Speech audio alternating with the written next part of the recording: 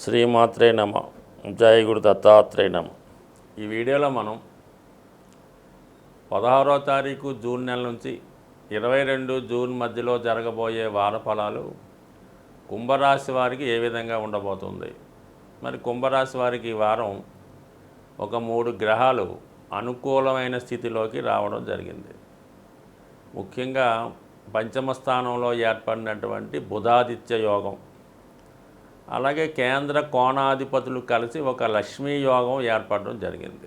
అంటే బుధ శుక్రుల కలయిక వల్ల లక్ష్మీ యోగం, రవి బుధుల కలయిక వల్ల బుధాదిత్య యోగం. అది పంచమ కేంద్రంలో ఒక విధంగా మీ పూర్వపుణ్యాన్ని మీకు అందించే విధంగా ఈ గ్రహాల అమరిక ఏర్పడడం జరిగింది. అయితే రాశి యందు ఉన్నటువంటి శని భగవానుడికి ఈ 3 గ్రహాలు కోణ దృష్టి ఏర్పడడం కూడా జాతకుడికి అనూహ్యంగా వృత్తిలో అభివృద్ధి మార్పు వచ్చే అవకాశం ఉన్నది.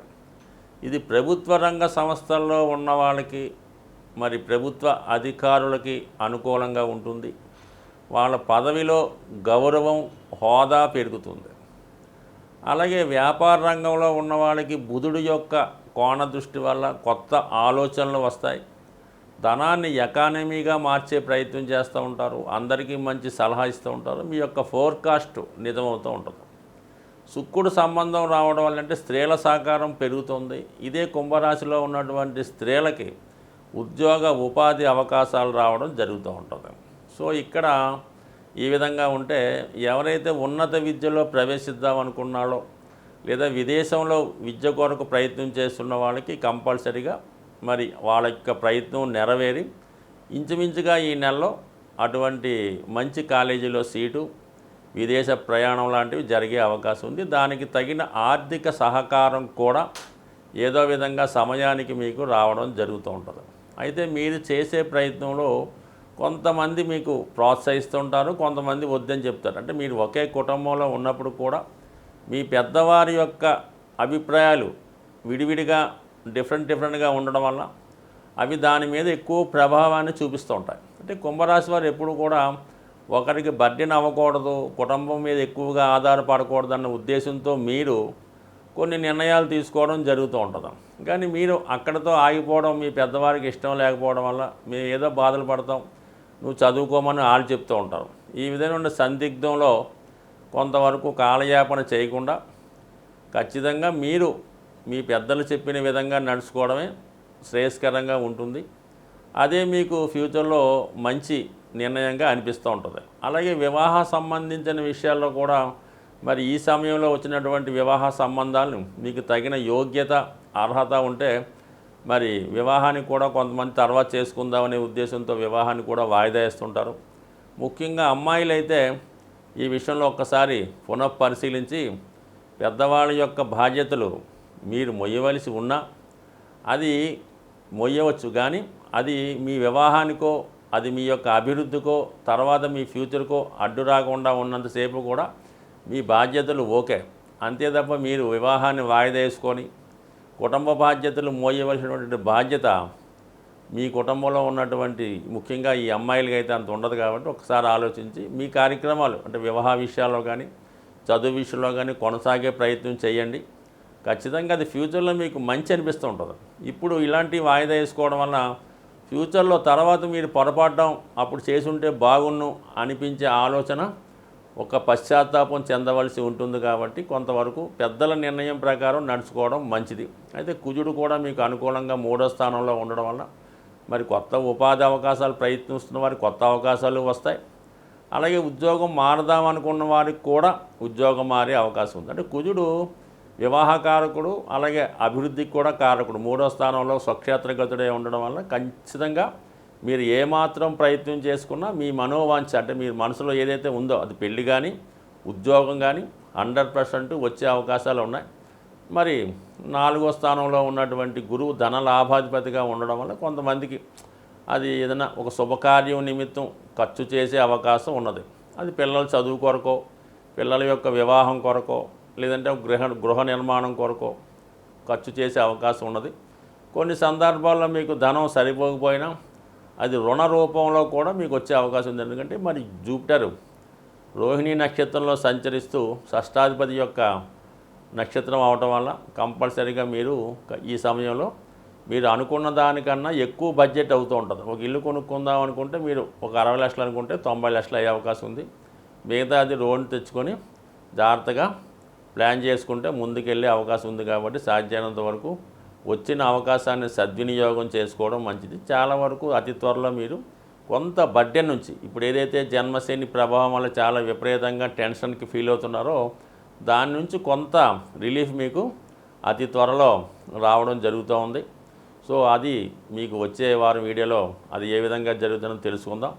మరి ప్రస్తుతానికి అష్టమ స్థానంలో కేతు ఉండడం వలన నిర్ణయాలు తీసుకోవడంలో జాగ్రత్తగా నిర్ణయాలు తీసుకొని కొంతవరకు మీ స్వార్థం కొరకే మాత్రమే ఇప్పుడు ఆలోచించండి. ఇతరుల కొరకు, ఇతర మిత్రుల కొరకు, బంధువుల కొరకు, వారి కోసం తర్వాత ఆలోచిద్దాం. మీ కొరకు మీరు ఆలోచించినప్పుడు మాత్రమే మీకు ఇక్కడ నుంచి ప్రగతి ఉండే అవకాశం ఉంది. ఈ మధ్యకాలంలో చాలామంది కష్టపడి సంపాదించిన ధనం అనవసరంగా ఖర్చు అయిపోతుంది. ఎంత కష్టపడి దాచుకుందామన్నా కూడా ఏ విధంగా కూడా ధనం నిల్వ ఉండడం లేదు. దీనికి ఏదైనా ఒక మంచి సులభమైనటువంటి పరిష్కార మార్గం ఉంటే చెప్పమని చాలామంది రిక్వెస్ట్ చేయడం జరిగింది. అటువంటి వాళ్ళకి ఏంటంటే ఒక మంచి పరిహారం అన్నది చేయడం జరుగుతూ ఉంది. అయితే ఈ పరిహారం చేసినప్పుడు అది కంపల్సరిగా విధి విధానంగా ఆ నియమాలు కూడా పాటించడం జరుగుతూ ఉండాలి. సో మనకి ఈ లక్ష్మీ అమ్మవారు సముద్రంలో జన్మించడం జరిగింది. అది మీ అందరికీ తెలుసు. మరి దేవదానవులు అమృతం కోసం సముద్రాన్ని చిలికినప్పుడు అందులో అనేక వస్తువులు, ఆలాహలం పుట్టింది, కామధేను పుట్టింది, లక్ష్మీ అమ్మవారు పుట్టారు. అంటే దాన్ని బట్టి ఏంటంటే మనకి సముద్రంలో దొరికే వస్తువులు ఇవన్నీ కూడా మనకి ధన సంపాదన ఇస్తూ ఉంటాయి. అందుకే చాలామంది గృహంలో ఉప్పు అంటే మనకి హార్డ్గా ఉన్నటువంటి కళ్ళుప్పు లాంటిది గృహంలో నిలబెట్టడం కానీ పూర్వకాలం అదే వాడుతుండేవారు. అందువలన అది కూడా లక్ష్మీప్రదంగానే ఉంటుంది. కాబట్టి ఈరోజు మనం ఈ గృహాన్ని అది క్లీన్ చేసేటప్పుడు ఈ కళ్ళుప్పుతో వాటర్లో కలిపి క్లీన్ చేయడం వల్ల కూడా మరి లక్ష్మీ నిలయం ఉండే అవకాశం ఉంది. అలాగే సముద్రంలో దొరికేటువంటి గోమతి చక్రాలన్నీ దొరుకుతూ ఉంటాయి. రౌండ్గా ఉండి అందులో విష్ణు చక్రంలా కనబడుతూ ఉంటుంది. అలాగే లక్ష్మీ గవ్వలు ఇవి కూడా మనకి సముద్రంలో దొరుకుతుంటాయి. అంటే చిన్నగా తెల్లగా ఉన్న గవ్వలు పసుపు రంగులో కూడా ఉంటాయి. వాటిని లక్ష్మీ గవ్వలని అంటూ ఉంటారు. మరి చిన్నతనంలో అప్పుడు వాళ్ళకి ఇది బాగా అలవాటై ఉంటుంది. అష్టాచమ్మ అని, ఈ వైకుంఠపాలు అని ఆడుతూ ఉండేవారు అటువంటి గవ్వలు.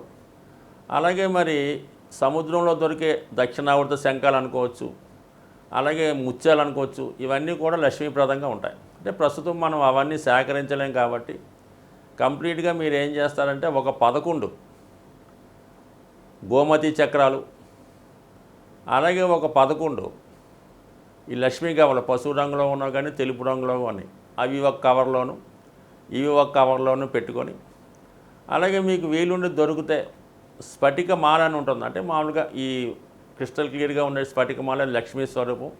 స్ఫటికంతో చేసినటువంటి శివలింగం అయినా పర్వాలేదు, అలాగే మనకి శ్రీచక్రం అయినా పర్వాలేదు, లేదు కనీసం చిన్న స్ఫటిక మాల లాంటిదన్నా తీసుకొని ఇవన్నీ కలిపి ఒక పవిత్రమైన చిన్న బాక్సులో వేసి ఆ బాక్సులో ఏం చేయాలంటే మీరు పచ్చ కర్పూరం కానీ మామూలు కర్పూరం కానీ వేయడం, అంటే అది పవిత్రంగా సువాసన భరితంగా ఉండే విధంగా అందులో ఈ పచ్చ కర్పూరం వేసి అది ఒక బాక్సులో మీరు ధనం దాచుకునే చోట్లో కానీ మీ బీరువాలో కానీ పెట్టుకోవడం మంచిది. సో ఏదైతే మీరు బాక్స్లో పెట్టుకున్నారో మరి మీ నియమంగా ప్రతి శుక్రవారం అనుకుందాం, ఆ శుక్రవారం రోజు ఒక 6 సంఖ్య వచ్చే విధంగా ఒక 6 రూపాయలు, 60 రూపాయలు, 600 లేదా 6000 ప్రతి వారం కూడా ఈ 6 సంఖ్య వచ్చేలాగా 6 కాయిన్లు కానీ 6 రూపాయి నోట్లు కానీ లేదంటే ఇవి 3 అవి 3 కానీ ప్రతి వారం ఆ బాక్స్లో వేయడం కానీ లేదంటే పర్టికులర్గా ఆ ప్రాంతంలో పెట్టడం వల్ల కంప్లీట్గా మీరు ఈ విధంగా ఒక 40 వారాలు చేయడం వల్ల అద్భుతంగా మీకు ధనం పెరుగుతుంది, సంపద పెరుగుతుంది. మీరు 6 రూపాయలతో ఈ రెమెడీ శుక్రవారం స్టార్ట్ చేస్తే అది ఖచ్చితంగా 6000 లేదు 60,000 కూడా వారంకి పోగు చేసే విధంగా మీ స్థాయి మీ తాహతు పెరిగే అవకాశం ఉంటుంది. సో దానితో మీరు ఏం చేయాలంటే ఎప్పుడైనా అవసరం వచ్చిందని తీయకుండా ఒకవేళ తీస్తే మళ్ళీ పెట్టేసి కేవలం బంగారం మాత్రమే కొనండి. ఆ ధనంతో ఎంత వస్తే అంత గోల్డ్ కొని మళ్ళీ అదే చోట్లో పెట్టడం వల్ల అది మీ యొక్క వివాహాలకో మీ పిల్లల వివాహాలకు పనిచేస్తుంది. మీ కుటుంబంలో అసలు ఇబ్బంది అనే లేకుండా ఉండే అవకాశం ఉంది. మీరే ఒక బ్యాంకర్గా ఫైనాన్సర్గా మారే అవకాశం ఉంది. స్వస్తి.